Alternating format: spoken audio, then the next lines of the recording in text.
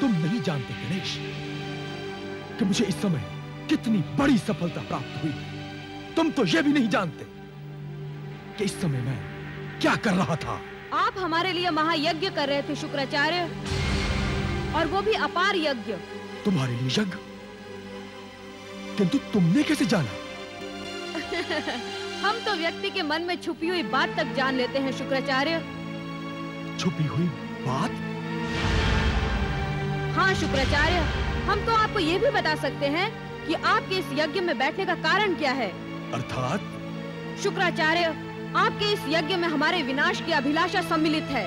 निश्चित ही हमारा ये महायज्ञ तुम्हारे विनाश के लिए था। तब तो आपको प्रसन्न होना चाहिए कि आपने जिसके विनाश की अभिलाषा में ये यज्ञ किया, वो स्वयं आपके समक्ष है। आज मेरा यज्ञ सफल हो गया। आज मैं अपने उद्देश्य में सफल हो गया गणेश। मेरे यज्ञ की शक्ति तुम्हें खींचकर मेरे समक्ष ले आई। आज मुझे वो शक्ति प्राप्त हो गई जिसमें मेरे शत्रु का विनाश है। तुम मेरी शक्ति के अधीन होकर यहाँ आए हो। तुम स्वयं नहीं आए गणेश।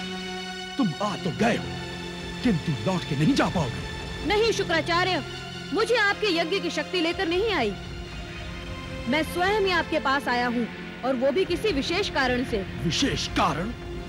कारण ये है शुक्राचार्य कि आप असुर और दैत्य शक्तियों के गुरु हैं। सारे दैत्य साम्राज्य को आप पर बड़ा अभिमान है। आप ही की शक्ति के कारण असुर साम्राज्य ने देवताओं पर आक्रमण करके उनके लोक अपने अधीन कर लिए हैं। आप ही असुरों का स्तंभ हैं। निस्संदेह हम ही असुर शक्तियों के स्तंभ हैं, जिसे समस्त देवताओं की शक्तियां मिलकर भी नहीं गिरा सकती।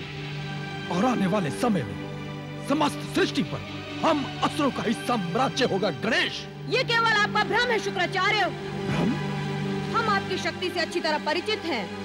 आप शक्तिमान हैं।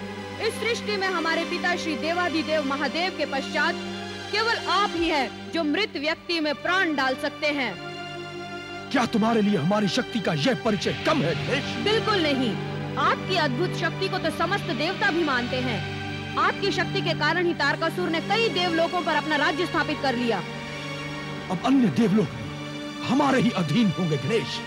अब समस्त देवताओं की शक्ति हमारे समक्ष कुछ नहीं होगी। यदि देवताओं की शक्ति कुछ होती तो वो आपसे युद्ध करके पुनः अपने लोक आपसे छीन नहीं लेते, किंतु उनमें आपसे टकराने की शक्ति है ही नहीं, और ना ही कभी हो सकती है गणेश। किंतु अब ऐसा नहीं होगा शुक्राचार्य। मैं आपको चेतावनी देने आया हूँ। चेतावनी? हाँ शुक्राचार्य, जिस प्रकार तारकासुर ने इंद्रलोक सहित अन्य कई देवलोकों पर आक्रमण करके उन्हें अपने अधीन कर लिया है, वो उसी प्रकार उन्हें वापस लौटा दे। अन्यथा इसका परिणाम आपके विनाश के रूप में उत्पन्न होगा। गणेश, शुक्राचार्य को चेतावनी देने का परिणाम है तुम्हारा विनाश। तुम्हारा विनाश गणेश। मेरे प्रतिशोध की ज्वाला समस्त देवताओं के साथ साथ तुम्हें भी भस्म करके रख देगी।